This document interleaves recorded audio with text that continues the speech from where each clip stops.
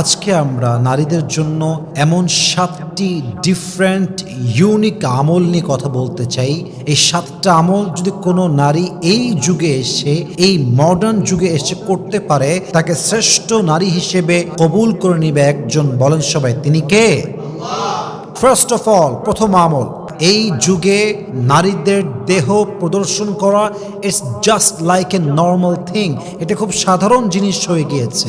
কিন্তু এই বেহায়াপনার যুগে এসেও যদি আপনি আপনার লজ্জাকে আঁকড়ে ধরে রাখতে পারেন, যদি আপনি লজ্জাশীল হতে পারেন, তবে আপনাকে শ্রেষ্ঠ বান্দি হিসেবে কবুল করবে একজন।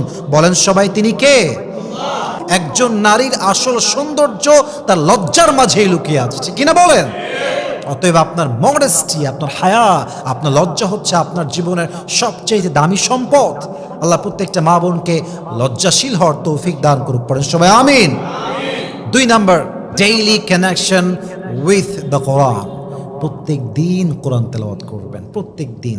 আজকালকার যুগে এসে যখন প্রত্যেকটা মেয়ে রিলস দেখায় ব্যস্ত, স্ক্রল করতে ব্যস্ত, এই সময় এসে যদি আপনি কোরআন তেলাওয়াত করতে পারেন, কোরআন তেলাওয়াত শুনতে পারেন, আপনাকে শ্রেষ্ঠ নারী হিসেবে কবুল করবে একজন। বলেন সবাই, তিনি কে?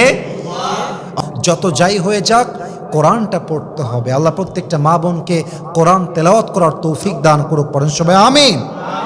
3 number, private sincere worship without showing off. ইবাদত করবেন একদম গোপনে। আজকালকার যুগে মানুষ তাহাজ্জুদ পড়লেও ডে দেয়, জায়নামাজের ছবি তুলে ডে দিয়ে বোঝায় যে আমি আজকে তাহাজ্জুদ পড়েছি। আজকালকার মেয়েরা হিজাব পরেও টিকটক করে, আছে না নাই? হিজাব পড়েছে আল্লাহর জন্য, বাট যখন সে টিকটক করে বোঝাচ্ছে আমি হিজাবি লেডি, তার মানে এই পর্দা আল্লাহর জন্য নয়, এই পর্দা জাস্ট শো অফের পর্দা, ঠিক কিনা বলেন? অতএব তাহাজ্জুদ পড়েন, বোরকা পড়েন, পর্দাশীল হন, শুকরগুজার হন, কোরআন তেলাওয়াতকারিনী হন, তবে লোক দেখানোর জন্য নয়। প্রত্যেকটা আমল, প্রত্যেকটা ইবাদত হবে এক সত্তার জন্য। বলেন সবাই, তিনি কে?